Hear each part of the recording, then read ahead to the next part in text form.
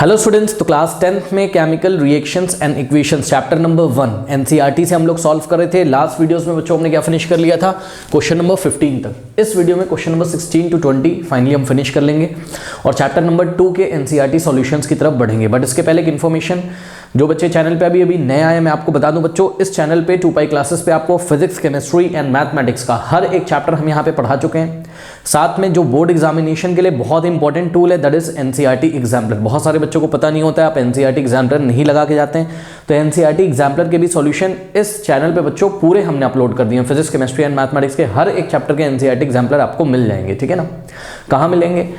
Comment section में बच्चों एक कमेंट मैंने पिन किया हुआ है, पिन कमेंट पे रीड मोर पे क्लिक करिए, आपको हर एक चैप्टर का लिंक मिल जाएगा ऊपर, जहां पहले चैप्टर्स को पढ़ाया हुआ है। उसके बाद आपको एनसीईआरटी एग्जाम्पलर के भी लिंक मिल जाएंगे और एनसीईआरटी के सॉल्यूशन की सीरीज तो चल ही रही है, ठीक है। फिर भी अगर आपको पढ़ाई करने में कोई प्रॉब्लम आती है इस चैनल से, आपको कोई चैप्टर का लिंक नहीं मिल रहा है, या आपको एनसीईआरटी सॉल्यूशन नहीं मिल रहा है, या एनसीईआरटी एग्जाम्पलर के सॉल्यूशन का प्लेलिस्ट नहीं मिल रहा है, तो आप व्हाट्सएप नंबर 7503644171 इस व्हाट्सएप नंबर पे आप व्हाट्सएप कर दीजिए, आपको लिंक सेंड कर दिया जाएगा, ठीक है। तो ये मैंने न्यू स्टूडेंट्स के लिए बताया और ओल्ड स्टूडेंट्स को तो पता ही है कि किस तरीके से चीज़ें इस चैनल पे चल रही हैं। तो आइए स्टूडेंट्स, अब हम लोग स्टार्ट करते हैं। क्वेश्चन नंबर 16 कह रहा है explain the following in terms of gain और loss of oxygen with 2 examples each. Okay, तो बच्चों ध्यान से चेक करिए, यहाँ पर हमको क्या करना है, हमको ऑक्सीडेशन, हमको क्या बताना है। देखिए पार्ट ए में ऑक्सीडेशन दिया हुआ है, पार्ट बी में आपको रिडक्शन दिया हुआ है, ठीक है। तो ऑक्सीडेशन और रिडक्शन को आपको समझाना है इन टर्म्स ऑफ गेन और loss of what, oxygen. Okay, तो देखिए जरा यहाँ पर ऑक्सीडेशन, ठीक है। तो बच्चों ऑक्सीडेशन क्या है, क्या होता है oxidation? Oxidation is the gain of oxygen, ठीक है ना। ऐसी रिएक्शन जिसमें गेन ऑफ ऑक्सीजन होता है उसको हम क्या बोलते हैं? ऑक्सीडेशन। बहुत इजी है, ठीक है ना। तो यहाँ पर ध्यान से चेक करिए, 2 रिएक्शंस हम लोगों को लिखनी है, ठीक है। तो कोई भी 2 रिएक्शंस हम लोग लिख सकते हैं यहाँ पर। तो लेट अस अज्यूम कि लेट अस से हमारे पास क्या है, एक रिएक्शन है यहाँ पर कॉपर प्लस ऑक्सीजन, ठीक है। तो क्या हो गया यहाँ पर, कॉपर ऑक्साइड। इस रिएक्शन को देखिए एनसीईआरटी में गिवन है कॉपर प्लस ऑक्सीजन। यहाँ पर क्या है, ध्यान से चेक करो, कॉपर ने ऑक्सीजन क्या किया है, गेन किया है। चेक करो, कॉपर ने ऑक्सीजन गेन किया और क्या बना दिया है, कॉपर ऑक्साइड, ठीक है। तो ये देखिए यहाँ पर ये हो रहा है आपका ऑक्सीडेशन, ठीक है। तो ये हो रहा है आपका ऑक्सीडेशन, ठीक है। चलो बहुत बढ़िया, बैलेंस करना हो तो कर लीजिए। यहाँ पर देखिए 2 लगाना पड़ेगा, ऑक्सीजन 2 हो जाएंगे, यहाँ ऑक्सीजन 2 है, ठीक, करेक्ट। और मैं आपको बता दूं कि यहाँ पर ये सॉलिड फॉर्म में होता है और कॉपर ऑक्साइड भी आपका सॉलिड फॉर्म में। यहाँ पर ये फेज आपको नहीं लिखना है, अगर आपको नहीं लिखना है तो कोई प्रॉब्लम नहीं है, ठीक है। बस आपको यहाँ पर एग्जांपल देना था। तो एक एग्जांपल तो ये हो गया ऑक्सीडेशन का। यहाँ पर गेन ऑफ ऑक्सीजन हो रहा है, चेक करो, कॉपर ने ऑक्सीजन गेन किया है, चेक करो ना, कॉपर ने ऑक्सीजन गेन किया और कॉपर ऑक्साइड यहाँ पर बना दिया है, ठीक है ना। अब कॉपर ऑक्साइड का जिनको फॉर्मूला नहीं पता, मैं बता दूं, कॉपर पे 2+ होता है और O पे 2-, ठीक है। 2 इधर जाएगा, 2 इधर, तो क्या आएगा, Cu2O2। सेम नंबर को लिखा नहीं जाता है, तो यहाँ सेम नंबर 2 और 2 आ रहा है, इसको हटा देंगे तो कॉपर ऑक्साइड का फॉर्मूला बन जाएगा। ये आ गया आपका फर्स्ट एग्जाम्पल, करेक्ट। और सेकंड एग्जाम्पल में यहाँ ऑक्सीडेशन में हम लोग ले लेते हैं, एक काम करते हैं बच्चों, कॉपर ऑक्साइड की हम लोग रिएक्शन हाइड्रोजन से करा देते हैं। किससे? ध्यान से चेक करो, कॉपर ऑक्साइड की रिएक्शन हाइड्रोजन से, ठीक है। कॉपर ऑक्साइड की रिएक्शन हाइड्रोजन से अगर हम लोग करा रहे हैं तो याद करिए बच्चों, यहाँ पर क्या होता था, ये कॉपर ऑक्साइड रिड्यूस हो जाता था, यानी कि इसमें से ऑक्सीजन निकल जाती थी, ठीक है, लेकिन हाइड्रोजन में यहाँ ऑक्सीजन ऐड हो जाएगी, ठीक है ना। तो यहाँ पर आपका कॉपर अलग हो जाएगा और साथ में आपका बनेगा क्या, यहाँ पर बनेगा वाटर, H2O, करेक्ट। अब यहाँ पे ऑक्सीडेशन कहाँ हो रहा है, ध्यान से चेक करिए, हाइड्रोजन ने ऑक्सीजन गेन किया है, चेक करो, हाइड्रोजन ने ऑक्सीजन गेन किया है, तो यहाँ पर क्या हो रहा है, ये ऑक्सीडेशन हो रहा है, करेक्ट। कोई डाउट है बताइए, सिंपल है। अब बैलेंस करना हो तो ये ऑटोमेटिकली मेरे ख्याल से पहले से ही बैलेंस है, ठीक है, ऑलरेडी बैलेंस है ये। चलो बहुत बढ़िया। अब आ जाइए रिडक्शन में। रिडक्शन में क्या होता है, reduction is the loss of oxygen, ठीक है। रिडक्शन में क्या होता है, लॉस ऑफ ऑक्सीजन होता है, ठीक है। चलिए बहुत बढ़िया, देखते हैं कि लॉस ऑफ ऑक्सीजन कहाँ पे देखने को हमको मिल रहा है। इसकी हमें 2 एग्जाम्पल इसके हमें दिखाने हैं, ठीक है। तो चलिए देखिए बच्चों, सबसे पहले हम लेते हैं जो कॉपर ऑक्साइड हमने बनाया हुआ था, ठीक है ना। तो या फिर हम एक काम करते हैं, जो हमारी एनसीईआरटी बुक में दिया हुआ है ना, जिंक ऑक्साइड ले लेते हैं, ठीक। तो जिंक ऑक्साइड में अगर हम कार्बन लगा देंगे, आपको पता है carbon is a very good reducing agent, ठीक है। तो जिंक ऑक्साइड में ध्यान से चेक करो बच्चों, जिंक ऑक्साइड का फॉर्मूला कैसे बनेगा, सभी को पता है, Zn पे होता है 2+, O पे होता है 2, O पे होता है 2-, ठीक है। Zn 2+ आयन और ऑक्साइड क्या होता है, O2-, 2 इधर आएगा, 2 इधर आएगा, Zn2 और O2, ठीक है। 2 और 2 लिखा नहीं आता है तो ZnO, ठीक, सेम नंबर्स लिखे नहीं आते हैं, पता है आपको। तो जिंक ऑक्साइड बन गया आपका। अब जिंक ऑक्साइड में आप लोग, ये जिंक ऑक्साइड सॉलिड होता है, इसमें सॉलिड कार्बन हम लोग डालते हैं, carbon is a very good reducing agent, मतलब कार्बन क्या करता है, कार्बन सामने वाला जो भी कंपाउंड होता है उसमें से ऑक्सीजन खींच लेता है, ठीक है ना। तो यहां से देखिए ध्यान से चेक करो, कार्बन खुद तो ऑक्सीडाइज हो जाएगा और जिंक ऑक्साइड को क्या करा देगा, रिड्यूस। दिख रहा है जो ऑनलाइन बच्चे, बताइए दिख रहा है, हाँ।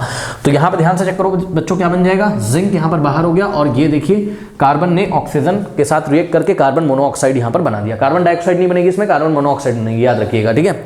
चलो बहुत बढ़िया। अब यहाँ रिडक्शन कहाँ हो रहा है, reduction is the loss of oxygen. तो ZnO जिंक ऑक्साइड में से ऑक्सीजन निकल गई, चेक कर लो बच्चों, ये देखिए जिंक ऑक्साइड में से आपकी ऑक्सीजन जो है निकल गई। तो ये हो गया आपका रिडक्शन का एग्जाम्पल, ठीक है ना। कोई डाउट है, एक तो ये रिडक्शन का एग्जाम्पल हो गया, दूसरा रिडक्शन का एग्जाम्पल तो ये रहा आपके सामने, इसी को आप कॉपी कर दीजिए वहाँ, ठीक है। ये वाले एग्जाम्पल को देखिए बच्चों, ठीक।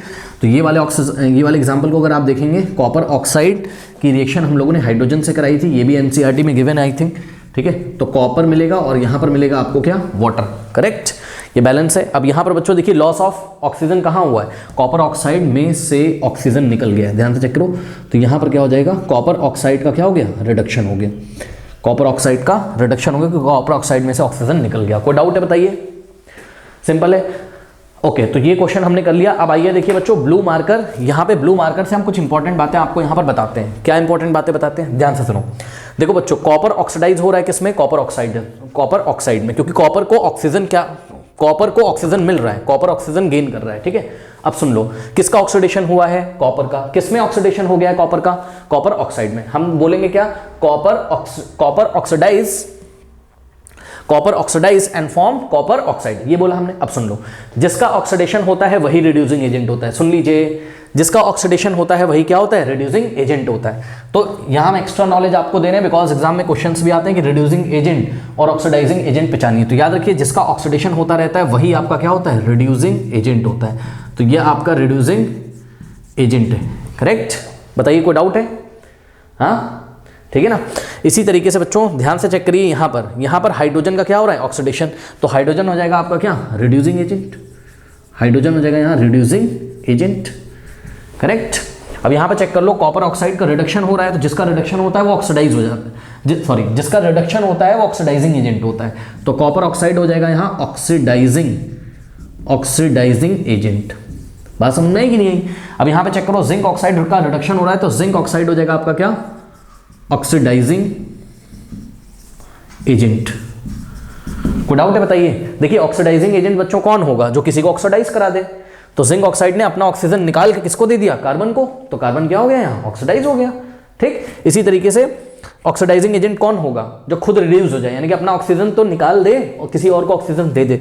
तो कॉपर ऑक्साइड ने अपना ऑक्सीजन निकाल दिया और हाइड्रोजन को दे दिया, ठीक है। तो हाइड्रोजन को जब कॉपर ऑक्साइड ने अपना ऑक्सीजन जब हाइड्रोजन को दे दिया तो हाइड्रोजन क्या हो गया, ऑक्सीडाइज हो गया था ना, ठीक है। तो इसलिए कॉपर ऑक्सीडाइज क्या कहलाएगा, ऑक्सीडाइजिंग एजेंट कहलाएगा, क्योंकि इसने अपना ऑक्सीजन दिया है किसी को ऑक्सीडाइज कराने के लिए। किसको ऑक्सीडाइज कराने के लिए, हाइड्रोजन को। कोई डाउट है बताइए, हाँ, ठीक है। तो ये चीज़ है, ठीक है। और इसमें कुछ डिस्कस करने लायक, ठीक है। मैं आपको देखिए बच्चों बता दूं, जो ऑनलाइन बच्चे देख रहे हैं, ठीक है, ये तो बीच बीच में आ गया, तो हमने आपको बता दिया ऑक्सीडाइजिंग एजेंट और रिड्यूसिंग एजेंट, ये सब अगर आपको पहचानना हो, हमारी क्लासेस देखिए, एनसीईआरटी एग्जाम्पलर बच्चों देखिए, ठीक है। एनसीईआरटी एग्जाम्पलर में बहुत ही क्वालिटी क्वेश्चंस दिए हुए हैं, बोर्ड एग्जामिनेशन में वहां से डायरेक्ट क्वेश्चन आए हुए हैं, वो हमने बहुत डिटेल में कराया हुआ है, ठीक है। यहाँ तो हमने हल्का सा डिस्कस कर दिया बिकॉज यहाँ ओनली डेफिनेशन पूछी गई आपसे कि भाई आप ऑक्सीडेशन बता दो क्या होता है, रिडक्शन, तो उस हिसाब से हमने आपको बता दिया। यहाँ पर ये एग्जाम में पूछेगा भी नहीं आपसे तो पूछेगा रिड्यूसिंग एजेंट पहचानो, ऑक्सीडाइजिंग एजेंट पहचानो, किसका ऑक्सीडेशन हुआ है, किसका रिडक्शन हुआ है, ठीक है। तो ये सारी चीज़ों के लिए आप क्लास करिए और एनसीईआरटी एग्जाम्पलर की सीरीज जरूर करिए, ठीक है। वहाँ पे हमने डिटेल में कराया हुआ। बहरहाल ये क्वेश्चन तो बच्चों आपका कंप्लीट हो गया, ठीक है, कर लीजिए। स्टूडेंट्स क्वेश्चन नंबर 17, ये बोर्ड एग्जामिनेशन में कई बार आ चुका है, एनसीईआरटी एग्जाम्पलर में भी दिया है, बहुत इंपॉर्टेंट क्वेश्चन है। देखिए कह रहा shiny brown coloured element x on heating in air becomes black in colour, name the element x and the black coloured compound form.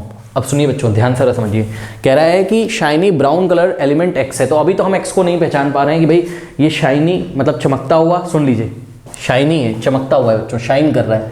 Shine कौन करता है बताइए, मेटल शाइन करते हैं, हमें पता है, मेटल नॉन मेटल में हमने पढ़ा हुआ है, ठीक है। क्लास 9 में भी हमने पढ़ा हुआ है कि मेटल शाइन करते हैं, ठीक है। तो शाइन करने वाला बच्चों कोई ब्राउन कलर का आपका मेटल है। एलिमेंट में भी ये क्या है, एलिमेंट क्या होता है, मेटल या तो नॉन मेटल या तो मेटलॉइड, ठीक है ना।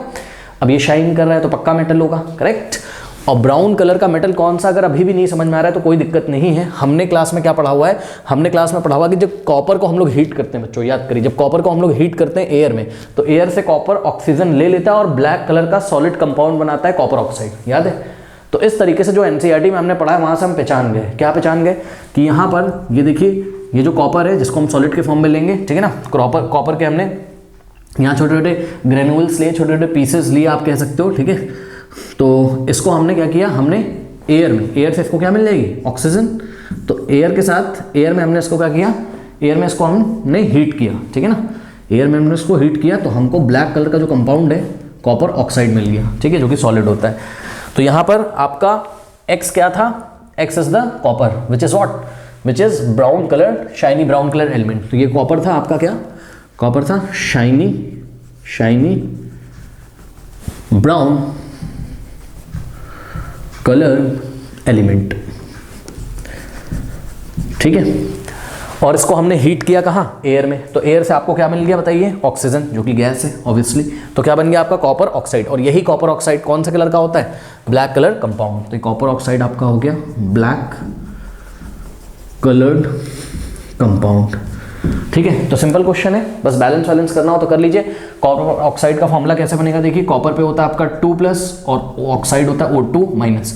2+ इधर आएगा, 2- इधर आएगा, माइनस नहीं मतलब 2 इधर आएगा, 2 इधर, ये तो सबको पता होगा, 2 और ये 2, ठीक है। 2 से 2 हटा देंगे तो क्या आ जाएगा, copper oxide, correct. Same number होते हैं तो हम नहीं लिखते हैं, करेक्ट।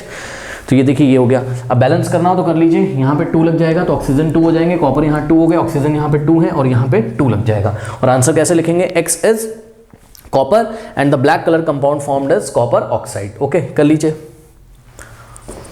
क्वेश्चन नंबर 18 देखिए, why do we apply paint on an iron articles, ठीक है। आर्टिकल्स मतलब सामान, ठीक है। आयरन जो लोहा होता है, आयरन का बना हुआ कोई भी सामान है तो कह रहे हैं उसके ऊपर पेंट क्यों लगाना चाहिए। तो देखिए बच्चों, मैं आपको सबसे पहले ये बताना चाहता हूँ कि आयरन का कोई आर्टिकल है अगर, ठीक है ना, आयरन एक मेटल है आपको पता है, ठीक है। तो आयरन का अगर कोई आर्टिकल है, ठीक है ना, अब ध्यान से चेक करिए, मान लीजिए ये आयरन का बना हुआ है, ठीक है ना, तो यहाँ पर क्या होगा बताइए, आयरन के एटम्स होंगे, ठीक है ना।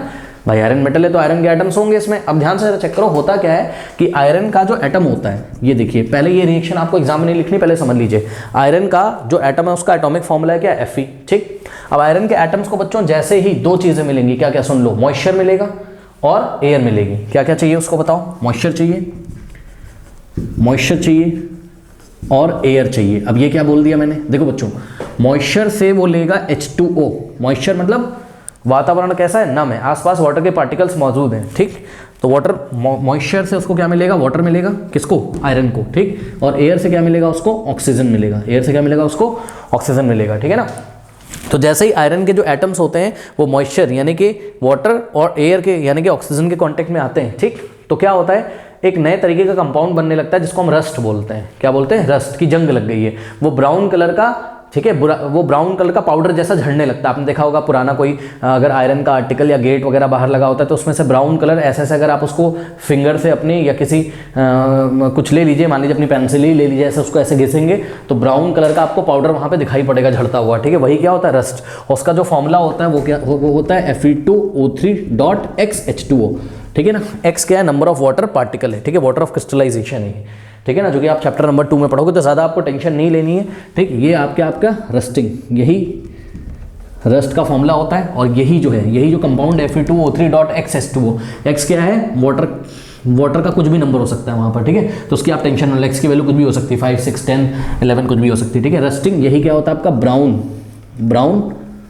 कलर, ठीक है, यही आपका ब्राउन कलर का पाउडर होता है, इसी को हम क्या बोलते हैं, रस्ट बोलते हैं। अब एक बात बताइए बच्चों, ध्यान से चेक करो, अगर आयरन लगातार मॉइस्चर और एयर के कांटेक्ट में आता जाएगा, यानी कि लगातार उसको वाटर के पार्टिकल और ऑक्सीजन अगर मिलता जाएगा, तो धीरे धीरे ये आयरन का आर्टिकल, इसमें जितने भी आयरन के एटम है धीरे धीरे रिएक्शन करके क्या बनाने लगेंगे, ये ब्राउन कलर का पाउडर जिसको आप रस्ट बोलते हो, झंग बोलते हो, और झड़ता चला जाएगा वो। इस तरीके से आयरन का आर्टिकल क्या होगा, खत्म हो जाएगा, रहेगा ही नहीं, ठीक है ना, ये सामान आपका खराब हो जाएगा। तो आप क्या करिए बताइए, ये आयरन का आर्टिकल है, ध्यान से चेक करो, ये आयरन का आर्टिकल है आपका, ठीक। अब आप एक काम करो, इसके ऊपर पेंट लगा दो, ठीक है ना। पेंट लगाने से फायदा क्या है बच्चों, ध्यान से चेक करिए, इसको हम पेंट कर दे रहे हैं पूरा ऐसे, ठीक है। जब हम इसको पेंट कर देंगे पूरा, हमने इसको ऐसा पेंट कर दिया तो क्या होगा बताइए, जब पेंट कर दोगे बच्चों तो ध्यान से समझिए जरा, यहाँ पर यहाँ पर आसपास एयर है, ठीक है, एयर में क्या क्या मौजूद था बताइए, ऑक्सीजन मौजूद थी और मॉइस्ट एयर है तो वहाँ पे वाटर के पार्टिकल तो होंगे, और हमेशा एयर में वाटर के पार्टिकल होते ही हैं, कम कुछ ना कुछ तो एयर मॉइस्ट रहती है हमेशा, मतलब वहाँ पे वाटर के पार्टिकल रहते हैं। अब देखो बच्चों, ये जो ऑक्सीजन के मॉलिक्यूल है और वाटर के मॉलिक्यूल है, ये डायरेक्ट अब आयरन के एटम्स के कॉन्टैक्ट में नहीं आ पाएंगे। ध्यान से चेक करो, ये देखो, ये ऑक्सीजन और वाटर, अब डायरेक्ट आयरन आर्टिकल ये अंदर है आपका, ठीक है, यहाँ पर देखिए आयरन के एटम्स यहाँ पर हैं, ये इसके कांटेक्ट में नहीं आ पाएंगे। क्यों नहीं आ पाएंगे? क्योंकि अंदर क्या है, आयरन के एटम्स हैं, ठीक, और यहाँ पे पेंट की लेयर लगा दी आपने, पेंट करके उसको छोड़ दिया, ऐसे सूख गया वो, ठीक है ना। अब ऑक्सीजन और वाटर के पार्टिकल आएंगे तो आयरन के कांटेक्ट में नहीं आएंगे, डायरेक्ट किसके कांटेक्ट में आएंगे, पेंट के कांटेक्ट में आएंगे, ठीक है ना। और वाटर और ऑक्सीजन आपका पेंट को धीरे धीरे खराब करेगा, आपके आयरन को खराब नहीं करेगा। फिर 1 साल के बाद, 2 साल के बाद जब ये पेंट खराब हो जाए, नया लेयर लगा दीजिए पेंट का, तो इस तरीके से आयरन का आर्टिकल आपका सुरक्षित रहेगा। बात समझ में आई कि नहीं आई? पेंट लगाने से क्या होता है बताइए? पेंट लगाने से ये होता है कि आयरन के जो पार्टिकल्स हैं, मतलब आयरन मेटल के जो पार्टिकल्स हैं, वो सीधे किसके कांटेक्ट में नहीं आते हैं, मॉइस्ट एयर के कांटेक्ट में नहीं आते हैं, मॉइस्चर और एयर के कांटेक्ट में नहीं आते। जब मॉइस्चर और एयर के कांटेक्ट में ये आयरन के पार्टिकल्स नहीं आएंगे तो ये रिएक्शन ही नहीं होगी, सही है ना। क्यों? क्योंकि ये आयरन को मॉइस्चर भी नहीं मिलेगा, एयर भी नहीं मिलेगी, तो ये रिएक्शन नहीं मिलेगी, ये रिएक्शन नहीं बनेगी, ठीक है, ये रिएक्शन नहीं होगी तो रस्टिंग नहीं होगी। अब रस्टिंग नहीं होगी तो आपका सामान खराब नहीं होगा। कोई डाउट है बताइए? अब एग्जाम में आंसर कैसे लिखेंगे? क्या ये रिएक्शन हमको लिखनी है? नहीं, ये रिएक्शन हमको नहीं लिखनी है, हमको सिर्फ इतनी सी बात लिखनी है वहाँ, क्या कि iron articles are painted because it prevents them from rusting. सबसे पहले हम लिख देंगे आयरन आर्टिकल्स को हम लोग पेंट करते हैं बिकॉज इससे पेंट करने से प्रिवेंट हो जाता है, बच जाता है, किससे? रस्टिंग से, जंग लगने से बच जाता है। When a coat of paint is applied to the surface of an iron article, जब हम आयरन आर्टिकल के ऊपर एक कोट कर देते हैं, पेंट का एक लेयर लगा देते हैं, तो क्या होता है? देन एयर एंड मॉइस्चर, ध्यान दें स्टूडेंट्स, ये लिखना एग्जाम में बहुत इंपॉर्टेंट है। देन एयर से उसको ऑक्सीजन मिलता है, एंड मॉइस्चर मतलब उसको वाटर मिलता है, बिकॉज रस्टिंग होने के लिए दोनों का होना जरूरी है। सुन लो ध्यान से, रस्टिंग होने के लिए क्लास में हमने पढ़ाया दोनों का होना जरूरी है, ऑक्सीजन भी होना जरूरी है और वाटर के पार्टिकल भी होना जरूरी है। अगर इन दोनों में से एक भी एब्सेंट रहेगा तो रस्टिंग नहीं होती है। लेकिन जब आयरन का आर्टिकल कहीं रखा है तो उसको तो मॉइस्चर से H2O मिलेगा और एयर से ऑक्सीजन मिलेगा, यानी कि दोनों ही मौजूद होंगे। तो ये चीज़ आपको लिखना एग्जाम में बहुत ज़रूरी है कि when a coat of paint is applied to the surface of an iron article, then air and the moisture can not come in contact with the iron metal. इस तरीके से कोट करने के बाद, पेंट का कोट करने के बाद, आयरन आर्टिकल्स में जो आयरन मेटल होता है, आयरन के जो एटम्स होते हैं, उसके कांटेक्ट में O2 और H2O नहीं आ पाता है, and hence no rusting takes place, and hence no rusting take place. बताइए कोई डाउट है? सिंपल है, ठीक है, कर लीजिए। Question number 19, oil and fat containing food items are flushed with nitrogen, why? अब सुनिए बच्चों, ध्यान से समझिए जरा। फ्लश्ड विथ का मतलब क्या होता है? परिपूर्ण कर देना, भर देना। मतलब समझो, आप चिप्स का पैकेट कोई खरीद के लाए, अंकल चिप्स, ठीक है, तो अब ये चिप्स का बच्चों पैकेट है, आपने देखा ये फूला रहता है ऐसे, ठीक है, ये ऐसे फूला रहता है पैकेट, ठीक है। जब आप इसको खोलते हो तो कुछ गैस अंदर से निकलता है, ठीक है, तो वो कौन सी गैस रहती है? नाइट्रोजन गैस रहती है, ठीक है ना। तो वो कौन सी गैस होती है आपकी? Nitrogen gas. तो इस पैकेट में, चिप्स के पैकेट में हमने, अब देखिए चिप्स कैसा आपका फूड है बताइए? चिप्स एक ऑयल कंटेनिंग फूड है, ठीक है, तेल में उसको तला जाता है, इतना तो पता है आपको, ठीक है, रिफाइन वगैरह में तल के बनाया जाता है, ठीक है ना। तो ध्यान से बच्चों चेक करो, इसके अंदर भरी हुई है नाइट्रोजन। अब कुछ बातें आपको पहले समझनी होगी, ठीक है। सर ऑक्सीजन क्यों नहीं भरी है अंदर, एयर क्यों नहीं भरी है? समझिए जरा बात को बच्चों। आपको सबसे पहले यहाँ समझना होगा कि ऑयल क्या होता है केमिस्ट्री में और फैट क्या होता है, ठीक है, ऑयल और फैट क्या होता है। तो सुनो बच्चों, एक बात बताऊं, आपको इसका फॉर्मूला नहीं पढ़ना है, लेकिन मैं आपको बता दूं ऑयल और फैट क्या होता है। ये ना ऑर्गेनिक कंपाउंड्स होते हैं। क्या होते हैं ये? ऑर्गेनिक कंपाउंड्स होते हैं। तो अगर हम यहाँ पर लिखें बच्चों ऑर्गेनिक कंपाउंड्स, ये थोड़ा सा ऑयल के बारे में आप कार्बन एंड कंपाउंड में पढ़ेंगे, थोड़ा सा हमने पढ़ाया हुआ है वहाँ पे ऑयल एंड फैट्स के बारे में, और डिटेल में आप पढ़ोगे क्लास 12 में, तो ज़्यादा टेंशन नहीं लेना है। तो ऑर्गेनिक बच्चों कंपाउंड्स होते हैं ये, कौन? ऑयल एंड फैट्स, ठीक है ना। अब कुछ बच्चे बोलेंगे ऑयल एंड फैट कैसे ऑर्गेनिक कंपाउंड होते हैं? अरे भैया, उसका मॉलिक्यूल जब हम लोग चेक करेंगे ना तो ऑर्गेनिक मॉलिक्यूल होता है, ठीक है, यानी कि वहाँ कार्बन मौजूद होगा, वहाँ पे हाइड्रोजन मौजूद होगा, ठीक है, ऑक्सीजन भी वहाँ मौजूद होगा। तो ज़्यादा आप टेंशन मत लीजिए, बस सुन लीजिए मेरी बात ध्यान से। देखिए जो ऑर्गेनिक कंपाउंड्स होते हैं बच्चों, ज़्यादातर वो जो भी ऑर्गेनिक कंपाउंड्स होते हैं वो फटाफट ऑक्सीजन से रिएक्ट कर जाते हैं, ठीक है ना। तो अगर इन ऑर्गेनिक कंपाउंड्स को ऑक्सीजन मिल गया बच्चों तो एक रिएक्शन हो जाती है यहाँ पर, ठीक है, यहाँ पर एक रिएक्शन मिलेगी, रिएक्शन हो जाएगी, कुछ ना कुछ कंपाउंड बनेगा, ठीक। तो यहाँ पर आपका कुछ ना कुछ कंपाउंड बनेगा, कुछ ना कुछ बच्चों यहाँ पर कंपाउंड आपका बन गया। फिर से सुन लीजिए, अंकल चिप्स रखा था पैकेट में, उसमें क्या मौजूद था? Fat oil and fat. Oil and fat क्या होते हैं? तो जवाब है oil and fat organic compounds होते हैं। अब ये ऑर्गेनिक कंपाउंड्स को अगर एयर मिल जाए, एयर से उसको ऑक्सीजन मिल जाएगी, चेक करो, अगर उसको एयर मिल जाए तो एयर से उसको ऑक्सीजन मिल जाएगी, ठीक। ऑर्गेनिक कंपाउंड फटाफट एयर में मौजूद ऑक्सीजन से रिएक्ट कर लेते हैं, आप इस तरीके से समझ लीजिए, ठीक है ना। सारे ऑर्गेनिक कंपाउंड नहीं करते हैं, लेकिन ऑयल और फैट में जो ऑर्गेनिक कंपाउंड्स होंगे वो एयर के प्रेजेंस में रिएक्शन कर जाएंगे और कुछ ना कुछ नया कंपाउंड बना लेते हैं। अब ये जो न्यू कंपाउंड बना हुआ है बच्चों, ठीक है, ये इसका ना अजीब सा टेस्ट होता है, अनप्लीजेंट स्मेल होती है इसकी और अनप्लीजेंट टेस्ट होता है, मतलब अच्छा ना लगने वाला टेस्ट और अच्छी ना लगने वाली स्मेल। तो ये जो नया कंपाउंड बन गया यहाँ पर, इसकी बच्चों स्मेल एंड टेस्ट जो होता है, ठीक है, स्मेल एंड टेस्ट जो होता है ये अनप्लीजेंट होता है, अनप्लीजेंट यानी कि ना खुश करने वाला, अनप्लीजेंट, करेक्ट। कोई डाउट है? अब देखिए, अगर ये चीज़ आपको महसूस करनी तो मैं आपको बता दूं, नमक पारे कभी आपने खाए होंगे, नमक पारे, है ना, नमक पारे तेल में तले जाते हैं ना, आपने देखा है हलवाई से लेके आते हो, उसको आप रख दीजिए कई दिनों तक, ऐसे ही आप खुला उसको छोड़ दो, ठीक। जब आप उसको खुला छोड़ दोगे तो सुन लीजिए ध्यान से बच्चों, उसमें नमक पारे में ऑयल होता है, करेक्ट। ऑयल क्या है? ऑर्गेनिक कंपाउंड है। जब आप उसको खुला छोड़ दोगे तो ऑक्सीजन ले लेता है ये एटमॉस्फेयर से, और ऑक्सीजन ले लेता है तो बच्चों रिएक्शन कर लेता है। अब रिएक्शन कर लेता है तो आप कुछ दिनों के बाद जब चेक करेंगे ना, अजीब सी स्मेल आती है, उसे खाने का मन नहीं करेगा आपको, ठीक है ना। तो अजीब सी जो स्मेल आती है, अनप्लीजेंट स्मेल और अनप्लीजेंट टेस्ट, ना अच्छे लगने वाली स्मेल और ना अच्छे लगने वाली टेस्ट जो उसमें आ जाती है, इसी प्रोसेस को हम बोलते हैं रेंसिडिटी हो गई। क्या हो गया? इस प्रोसेस को हम क्या बोलते हैं? रेंसिडिटी। तो रेंसिडिटी क्या होती है? जब आपके फैट और ऑयल कंटेनिंग फूड्स ऑक्सीजन के कांटेक्ट में आके एक नया कंपाउंड बना देते हैं, जिस कंपाउंड को, जो कंपाउंड खाने लायक नहीं रहता है, यानी कि इसकी अनप्लीजेंट स्मेल होती है, अनप्लीजेंट टेस्ट होता है, तो इस प्रोसेस को हम क्या बोलते हैं? रेंसिडिटी। तो इस प्रोसेस को बच्चों हम लोग क्या बोलेंगे बताइए? रेंसिडिटी बोलेंगे, करेक्ट। हम बोलेंगे हमारा फूड आइटम जो था जिसमें फैट और ऑयल था, हमारा फूड आइटम क्या हो गया? रेंसिड हो गया। हमारा फूड आइटम क्या हो गया?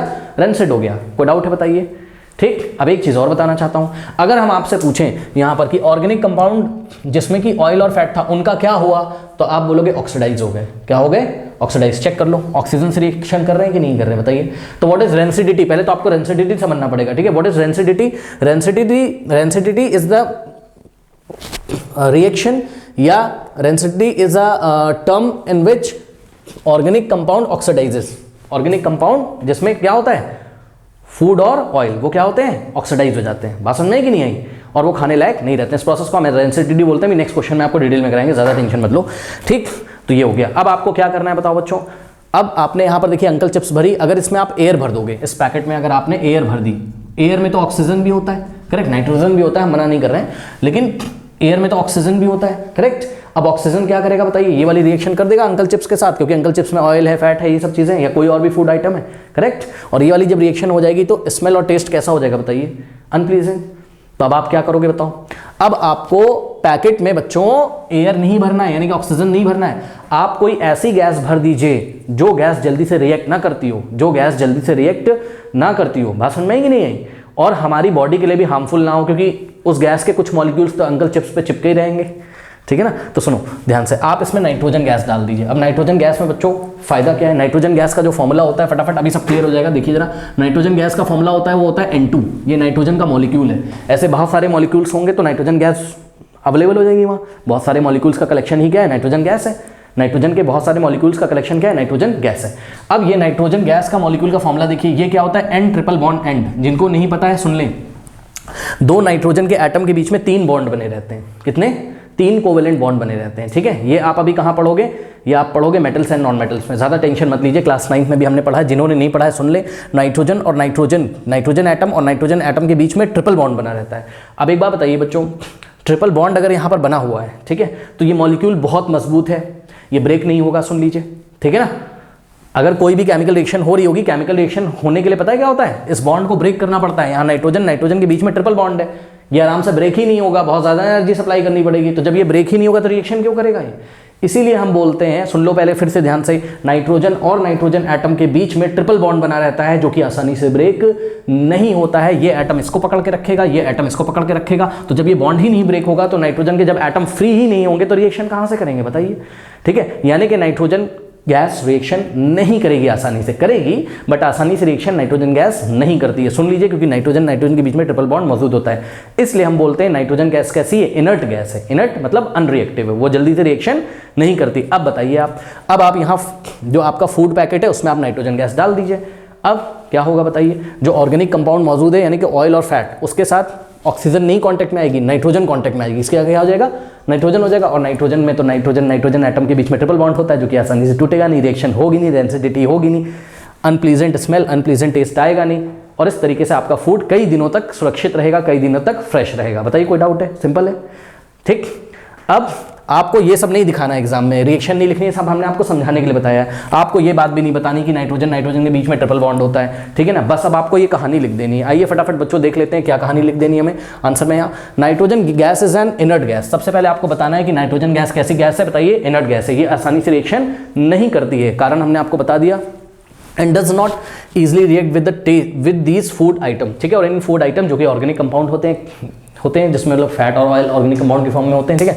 तो इन फूड आइटम से रिएक्ट नहीं करेगा। On the other hand oxygen react with food substances and make them rancid, ठीक है। वहीं दूसरी तरफ अगर इस पैकेट में हम ऑक्सीजन गैस डाल दें यानी कि एयर भर दें अगर, ठीक है ना, तो ये फूड आइटम को क्या कर देगा, बताइए।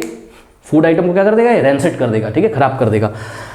Now 10 bags means plastic bags जिसमें आप अंकल चिप्स वगैरह डालते हो, 10 plastic bags use in packing food items are flushed with nitrogen gas. इस तरीके से जो बैग्स यूज किए आते हैं पैकिंग में उसको हम flushed with nitrogen gas, flushed with मतलब परिपूर्ण कर देते हैं, भर देते हैं, किससे, नाइट्रोजन गैस से, to remove oxygen inside the pack, ठीक है। और नाइट्रोजन जब हम लोग भर देते हैं तो ऑब्वियसली उससे पहले हम वहां से ऑक्सीजन को रिमूव कर देते हैं, कोई भी एयर वहां पे मौजूद नहीं होती है। Hence what rancidity of oil and fat containing food item is avoided. इस तरीके से जो ऑयल और फैट जो कि ऑर्गेनिक कंपाउंड होते हैं, ठीक है, ऑयल और फैट कंटेन करने वाले जो फूड आइटम होते हैं उनकी रेंसिडिटी होने से बचा जा सकता है। कोई डाउट है, बताइए। सिंपल है, ठीक। तो ये बातें आपको लिखनी है, कर लीजिए। Question number 20 part A part B. आपको क्वेश्चन क्या बोल रहा है, explain the following terms with one example each, ठीक है। तो आपको 2 टर्म्स दिए हुए, सबसे पहला है कोरोजन, फिर दिया आपको रेंसिडिटी। तो दोनों हम आपको समझाएंगे। सबसे पहले कोरोजन क्या होता है, सुनो बच्चों ध्यान से। कोरोजन क्या होता है, the process in which metals are eaten up gradually by the action of air, moisture और chemical such as an acid on their surface is called corrosion. अब सुनो जरा, देखिए रस्टिंग एक अलग चीज है, कोरोजन एक अलग चीज है, ठीक है ना। कोरोजन का एग्जाम्पल है रस्टिंग।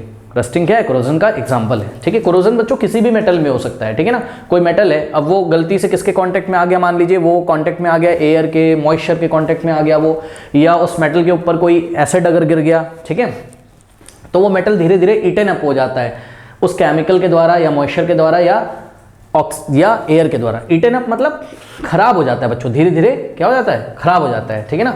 इस प्रोसेस को हम क्या बोलते हैं, इस प्रोसेस को हम कोरोजन बोलते हैं, ठीक है। इसका बेस्ट एग्जांपल क्या है, रस्टिंग ऑफ आयरन, ठीक है ना, रस्टिंग ऑफ आयरन। अब रस्टिंग ऑफ आयरन हमने आपको बताया क्या होता है, अगर आयरन का कोई ऑब्जेक्ट है बच्चों तो उस आयरन के ऑब्जेक्ट में क्या होगा, आयरन के एटम्स होंगे, ठीक है ना। तो आयरन का कोई ऑब्जेक्ट है, आपने देखा भी होगा, कोई गेट वगैरह हो, आयरन का बना हुआ लोहे का कोई गेट हो या कोई ऑब्जेक्ट है, अगर आप उसको अपनी छत पे छोड़ दीजिए, ठीक है, 6-7 महीनों के लिए आप उसको अपनी छत पे छोड़ दीजिए, कोई आयरन का ऑब्जेक्ट अगर आपके पास रखा हो, आप घर पे भी करके देख सकते हो, ठीक है ना। तो आयरन का ऑब्जेक्ट अगर अपनी छत पे छोड़ दोगे तो धीरे धीरे वो क्या करता है, डैम्प एयर से कॉन्टेक्ट करता है, डैम्प एयर से रिएक्शन करता है। डैम्प एयर क्या होती है, सुनो, DAMP डैम्प। डैम्प एयर क्या होती है, जो ऐसी एयर जिसमें नमी मौजूद होती है उसको हम डैम्प एयर बोलते हैं, ठीक है। नमी का मतलब वाटर के पार्टिकल्स वहां मौजूद होते हैं, ऐसी एयर को हम डैम्प एयर बोलते हैं, ठीक है। और ऑब्वियसली एयर डैम्प ही होती है, बरसात के दिनों में ज्यादा डैम्प होती है, ऐसे नॉर्मल कम डैम्प होती है। वाटर के पार्टिकल तो वहां मौजूद है ना, तो ध्यान से सुन लो, वाटर होना जरूरी है और ऑक्सीजन होना जरूरी है। तो वाटर और ऑक्सीजन के कॉन्टेक्ट में आके जो डैम्प एयर होती है ना, जिसमें नमी होती है, उसी एयर से वाटर के पार्टिकल भी मिल जाते हैं और ऑक्सीजन के पार्टिकल भी मिल जाते हैं, किसको, आयरन के ऑब्जेक्ट को। और वो धीरे धीरे रिएक्शन करता रहता है और ये प्रोसेस स्पॉन्टेनियस होता है। स्पॉन्टेनियस मतलब खुद पे खुद होता रहता है, आयरन ऑक्सीडाइज होता रहता है, ठीक। और वहां पर एक ब्राउन कलर का फ्लेकी सब्सटेंस बनता है। फ्लेकी सब्सटेंस मतलब कभी आयरन पे जंग लगती है ना, उसको आप ऐसा अपनी फिंगर से ऐसा रब करो तो आपके हाथ में एक बहुत ही क्या कहते हैं, पाउडर जैसा फ्लेकी सब्सटेंस, मतलब समझो मुलायम पाउडर जैसा आपको एक सब्सटेंस ब्राउन कलर का दिखेगा, उसी को हम क्या बोलते हैं, जंक या रस्ट। उसका फॉर्मूला क्या होता है, वो होता है आपका हाइड्रेटेड आयरन ऑक्साइड। आइए हम आपको रिएक्शन लिख के दिखाते हैं तो क्लियर होगा, ठीक है ना। तो ध्यान से चेक करिए, देखिए जो आयरन का ऑब्जेक्ट आपने अपनी छत पे छोड़ दिया बहुत टाइम के लिए, उसमें क्या है, आयरन है, Fe, ठीक है, सॉलिड है ये, ठीक।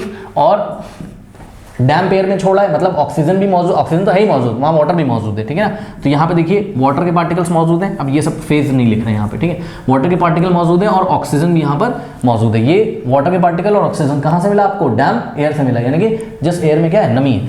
अब ध्यान से चेक करो बच्चों, यहाँ पे जो रिएक्शन होगी आपके पास हाइड्रेटेड आयरन ऑक्साइड बनेगा, hydrated iron oxide Fe2O3 dot XH2O hydrated iron oxide क्या होता है, Fe2O3 तो ओनली क्या है, आयरन ऑक्साइड है। हाइड्रेटेड मतलब इसमें वाटर ऑफ क्रिस्टलाइजेशन भी लगे हुए हैं, एक्स वाटर ऑफ क्रिस्टलाइजेशन भी लगे हुए हैं, ठीक है ना। अब ये वाटर ऑफ क्रिस्टलाइजेशन क्या होते हैं, एसिड बेस एंड सॉल्ट्स में पढ़ोगे, ज्यादा टेंशन मत लो। अब इस रिएक्शन को देखो बस ध्यान से, ठीक है। अब यहाँ पर बच्चों हम लोग बैलेंस कैसे करेंगे, तो ध्यान चेक करिए कैसे बैलेंस करेंगे। यहाँ पर सबसे पहले आप एक काम करिए, यहाँ पर x की वैल्यू कुछ भी हो सकती है, उसकी आप टेंशन मत लो। x क्या है, नंबर ऑफ वाटर पार्टिकल्स हैं, नंबर ऑफ वाटर पार्टिकल्स हैं, ठीक है, उसको आप छोड़ो। वाटर ऑफ क्रिस्टलाइजेशन है, इसको छोड़ो, आप चैप्टर नंबर 2 में इसको पढ़ोगे, एसिड बेस एंड सॉल्ट्स में। अब यहाँ पे XH2O है, तो यहाँ भी आपको क्या लगाना चाहिए, x लगाना चाहिए। बात समझ में आई कि नहीं आई, ठीक है। अब कैसे बैलेंस करें, वाटर के पार्टिकल यहाँ x हैं, तो यहाँ पे भी वाटर के पार्टिकल x हो गए। अब यहाँ पे आयरन कितने हैं आपके, 2 है, करेक्ट, और ऑक्सीजन कितने यहाँ पर 3, तो ऑक्सीजन तो ऑड है। बच्चों ध्यान से करो, XH2O को मत देखो, XH2O और XH2O यहाँ से बैलेंस हो गया। अब बाकी बैलेंस करो, सिर्फ किसको, Fe2O3 को, O2 को और Fe को, ध्यान से चेक करो जरा, ठीक। तो ऑक्सीजन यहाँ 3 है जो कि ऑड है, ऑड को इवन बनाने के लिए हमने यहाँ 2 लगा दिया, तो 2 3 कितने हो गए ऑक्सीजन 6, तो यहाँ 3 लगा दीजिए, 3 2 6 हो गए। अब 2 2 4 आयरन है, तो यहाँ आपको 4 लगाना है, ठीक, ध्यान से चेक कर लो, बैलेंस हो गई। XH2O इसको तो मत देखो, अब आयरन कितने, 2 2 4, इधर भी आयरन कितने 4, ठीक। ऑक्सीजन कितने हो गए, 2 3 6, 3 2 6, इसको मत देखो। XH2 तो दोनों तरफ है, ठीक है। यही क्या है आपका, यही है हाइड्रेटेड। हाइड्रेटेड मतलब वाटर के पार्टिकल लगे हुए हैं, हाइड्रेटेड मतलब वाटर के पार्टिकल लगे हुए हैं, हाइड्रेटेड आयरन ऑक्साइड है बच्चों, इसी को हम क्या बोलते हैं, रस्ट। यही ब्राउन कलर का फ्लेकी सब्सटेंस होता है, यही पाउडर होता है ब्राउन कलर का। जैसा जैसा आप रब करोगे आयरन को, पुराने आयरन को जो रखा होगा छत पे, आयरन का ऑब्जेक्ट, तो यही जंग होता है आपके हाथ में, जो रेड ब्राउन कलर का सब्सटेंस लग जाता है, यही होता है वो रस्ट, ठीक है ना। बात समझ में आई कि नहीं। अब बच्चे पूछते हैं सर ये वाली रिएक्शन हम लोग लिखें कि नहीं लिखेंगे एग्जाम में, ये वाले क्वेश्चन लिखेंगे एग्जाम में, ठीक है। इससे बहुत अच्छा इंपैक्ट एग्जामिनर के ऊपर पड़ेगा। तो इसको जिस तरीके से हमने आपको सिखाया है, इस रिएक्शन को आप लोग याद कर लीजिए, ठीक है ना। ये वाटर और ऑक्सीजन आपको कहां से मिला, डैम्प एयर से, डैम्प एयर से, ठीक है ना। तो फिर से एक बार, कोरोजन कौन सा प्रोसेस है, एक ऐसा प्रोसेस जिसमें कोई मेटल ईटन अप कर लिया जाता है, यानी कि खराब कर दिया जाता है, किसके द्वारा, एक्शन ऑफ एयर के द्वारा, एक्शन ऑफ मॉइस्चर के द्वारा, या एक्शन ऑफ किसी केमिकल के द्वारा। बात समझ में आई कि नहीं आई, ठीक है। तो इस कॉल्ड कोरोजन, ठीक है। अब एग्जांपल क्या है इसका, हमने आपको बताया, रस्टिंग ऑफ आयरन का एग्जांपल है, ठीक है। कैसे एक्सप्लेन करेंगे एग्जाम में, ये वाली केमिकल रिएक्शन लिखेंगे और क्या बताएंगे, rusting involves unwanted oxidation of an iron metal, unwanted oxidation of iron metal. ध्यान से चेक करो बच्चों, ये आयरन है और ऑक्सीजन का कॉन्टेक्ट इससे हुआ, ये ऑक्सीडाइज हो गया, इसका क्या हो गया, ऑक्सीडेशन हो गया। अनवांटेड ऑक्सीडेशन हमने इसलिए बोला क्योंकि कोई भी नहीं चाहता है कि आयरन का ऑब्जेक्ट खराब हो जाए, तो ये अनवांटेड है, हम नहीं चाहते हैं, फिर भी ये स्पॉन्टेनियस प्रोसेस है, अपने आप हो जाता है, ठीक है।